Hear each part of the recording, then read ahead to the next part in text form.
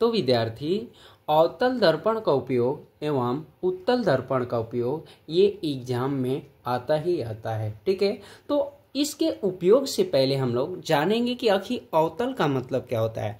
अवतल का मतलब होता है प्रकाश को फोकस करना और बड़ा देखना। ठीक है, वस्तु का वैल्यू जो होती है वो बड़ा देखने में अवतल दर्पण का उपयोग होता है और फोकस करने में होता है, यानी हजामती दर्पण के रूप में।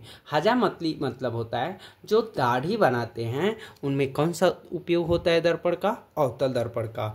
टार्च वाहनों के हेडलाइट एवं सर्च लाइटों में, हेडलाइट मीन्स आगे वाला वैल्यू जो होता है बाइक का या वाहन, कोई भी वाहन का, तो उसमें अवतल दर्पण का उपयोग होता है। डॉक्टर द्वारा रोगियों की जब जांच करते हैं, नाक, कान, आंख, गले आदि, तो उस डॉक्टर जो है अवतल दर्पण का उपयोग करते हैं। सोलर कुकर में, सोलर का मतलब होता है सूर्य और कुकर का मतलब होता है पकाने, यानी सूर्य के द्वारा जो भोजन पकता है उसमें सोलर कुकर में भी अवतल दर्पण का उपयोग होता है। सोलर भट्ठी में, यानी सूर्य से जो ऊष्मा बनती है भट्ठी में, उसमें भी अवतल दर्पण का उपयोग होता है। ठीक है, चलिए नेक्स्ट हम लोग पढ़ते हैं उत्तल दर्पण का उपयोग। ठीक है, तो उत्तल दर्पण का मतलब होता है विद्यार्थी छोटी वस्तुओं को देखना और प्रकाश को फैलाना।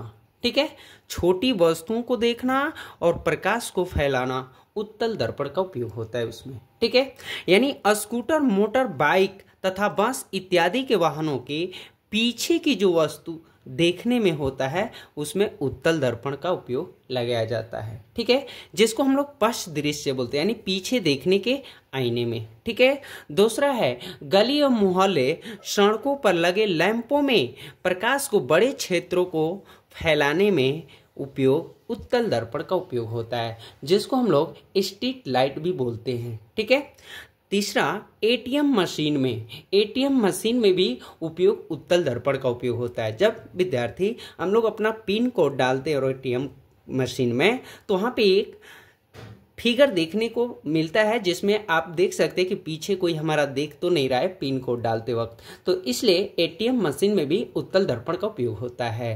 टेबल लैंप में जब पढ़ते हैं हम लोग, तो टेबल के पास जब पढ़ते हैं तो उस लैंप में उत्तल दर्पण का उपयोग होता है।